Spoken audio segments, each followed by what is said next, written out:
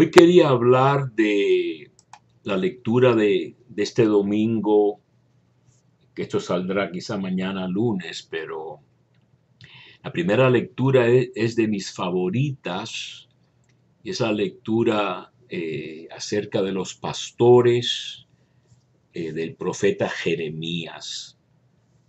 Y yo sé que este tema de la diatriba o la crítica de los malos pastores, que en la Biblia los pastores en primer lugar son los reyes, los gobernantes, no son pastores como protestantes o párrocos católicos, etcétera, aunque se puede ver en ese sentido también los que están a cargo de algún rebaño o una feligresía. San Agustín tiene un famoso discurso, tratado sobre malos pastores aplicándolos a los de la iglesia, ¿verdad? El que famosamente dijo: yo con ustedes soy un cristiano, pero también soy el obispo, etc. Y en la época esta de Israel, antes del exilio o durante el exilio de Babilonia, unos 500 y pico de años antes de Cristo, la preocupación, es decir, la consternación, la situación tan mala por malos pastores, malos líderes, es algo que se repite en dos textos importantes. Uno es este corto de Jeremías 23, que la lectura de la misa nos da nada más, bueno, nos da seis versitos que dicen: ay de los pastores que dispersan y dejan perecer las ovejas de mi rebaño, oráculo del Señor. Por eso así dice el Señor Dios de Israel a los pastores que pastorean a mi pueblo: vosotros dispersasteis mis ovejas, las expulsasteis, no las guardasteis, pues yo os tomaré cuentas por la maldad de vuestras acciones, oráculo del Señor. Yo mismo reuniré el resto de mis ovejas de todos los países a donde las expulsé. Así que Dios se hace responsable también del castigo de la expulsión de las ovejas, y las volveré a traer a sus dehesas para que crezcan y se multipliquen. Les pondré pastores que las pastoreen. De ahí viene esa encíclica del Papa Juan Pablo II, Pastores Dabo Bovis, acerca de los ministros y creo que incluye también la formación sacerdotal y todo eso, ¿no? Viene de la traducción latina de esto, ¿no? Pastores Dabo Bovis, les daré pastores a ustedes, a vosotros. Ya no temerán ni se espantarán, y ninguna se perderá, oráculo del Señor. Eso lo repite Jesús, cuando ora al Padre, dice: ninguno se perdió de los que me diste, excepto el hijo de la perdición, Judas, ¿verdad? Mirad que llegan días, oráculo del Señor. Eso siempre se refiere a un futuro escatológico, el fin de los tiempos, que no es nada más el fin del mundo como mucha gente se imagina, sino con Jesús llega la plenitud de los tiempos, ¿no? Marcos 1:15 dice: el tiempo está cumplido. Pablo en Gálatas 4 dice: cuando llegó la plenitud de los tiempos, Dios envió a su Hijo. O hemos llegado nosotros a los últimos tiempos. La carta a los Hebreos también al principio dice que en el pasado Dios habló por profetas, pero en estos últimos días ha hablado por un hijo. Y entonces dice que en esos días suscitaré a David un vástago legítimo. Reinará como rey prudente, hará justicia y derecho en la tierra. En sus días se salvará Judá, el reino del sur.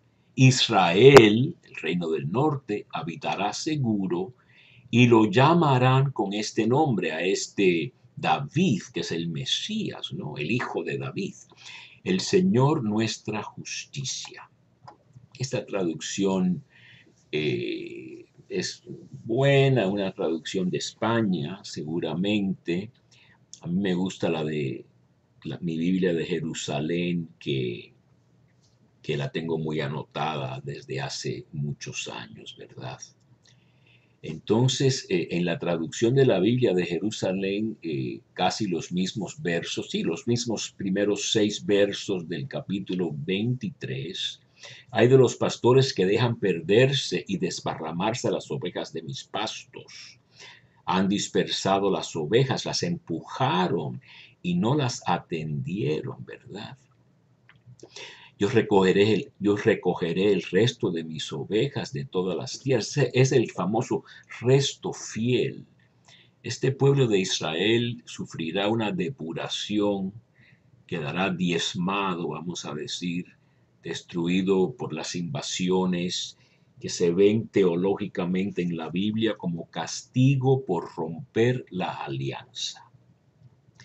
Y entonces esta lectura dice que va a pedirle cuentas a estos malos líderes y pondrá al frente de estas ovejas pastores que las apacienten y ya no estarán miedosas ni asustadas ni faltará ninguna de ellas. Entonces dice que suscitará, que en hebreo se traduce, se dice levantaré. Yo creo que es el verbo cum en este pasaje, es el verbo de la resurrección. Levantarse en la Biblia, en primer lugar, es levantarse de la cama, de estar durmiendo, que estar dormido en el Señor en la época de Pablo era sinónimo, hoy también en Daniel, sinónimo de estar muerto, pero esperando despertarse, ¿verdad? Levantaré para David un germen justo, dice aquí. Esta palabra germen, lo que brota de la tierra, es uno de los nombres principales en esta época para el Mesías. Zemá Zadik. En hebreo casi tiene aliteración, es poético este pasaje, ¿no? Un germen justo. Justo en el sentido de Sedaká que he dicho yo, que es esa cualidad de Dios que tiene que ver con hacer las cosas bien y que tiene una fuerza salvadora tremenda, ¿no? Abraham fue justificado, se le reputó por justicia haber creído a Dios, se dice en Génesis 15:6. Y reinará un rey prudente, que es otra palabra, por eso conocer el texto hebreo da unas riquezas enormes. Un Jizquil, un rey Jizquil, es una palabra que se usa para el siervo sufriente. Mi siervo prosperará, se suele traducir, pero esta palabra tiene que ver con una inteligencia, aquí la traducen como prudencia, conocer las cosas en profundidad. No es la sabiduría, que es otra palabra, pero bastante parecida, y es lo que precisamente le gustó a Eva del fruto del árbol del jardín de Edén, que dijo que era bueno para adquirir esta prudencia, ¿no? Muchas veces traducen para adquirir sabiduría, que yo prefiero que se deje esa palabra para otra palabra muy importante en la Biblia, que es propiamente la sabiduría. Practicará el derecho mishpat y tzedaká, y justicia, que siempre van juntas muchas veces. Mishpat, derecho, es más bien como la justicia social. Y después la tzedaká es la justicia en el sentido, como decía yo, de hacer las cosas como hace Dios, que son extrañas, ¿no? Dios le paga a todos los obreros igual, aunque hayan trabajado una sola hora. Dios es el padre del hijo pródigo que lo recibe con brazos abiertos, aunque el hijo era un descarado y derrochó su herencia que la tuvo antes de que muriera el padre. Y también muchos otros ejemplos de esta. Dios muestra su justicia en Romanos 3, justificándonos a todos nosotros pecadores. No se esperaba que Dios declarara justo, como en un juicio, quedar absuelto o declarado inocente. De ahí viene, de ese tipo de contexto forense jurídico. Dios declara justos, hace justos, justifica a los pecadores. Claro, para que vivan según Jesús, en Jesús, ¿no? Y en sus días se estará salvo, que es el verbo de donde viene la palabra Jesús, el verbo yashá en hebreo, de salvación, ayuda, estar seguro, ¿verdad? También. E Israel vivirá en seguro. Así que en esta poesía hebrea está Judá, el reino del sur, junto con el reino dividido del norte, los dos estarán juntos. Y este es el nombre con que le llamarán a este nuevo rey, que es el Mesías, que para nosotros es Jesús, ¿no? Yahvé, nuestra justicia. En hebreo se diría Adonai Tzidkeinu. Yahvé, nuestra justicia. Quiere decir, y fíjense que Cristo es nuestra justicia. En el primer capítulo de Corintios, ¿no? Yo me estoy leyendo este libro de N.T. Wright, yo creo que es el mejor estudioso bíblico que yo he leído, ¿no? Y todo esto tiene un sentido enorme. Es una coherencia tremenda, pero hace falta leer y familiarizarse con la Biblia, o es casi como hablar en chino, ¿verdad?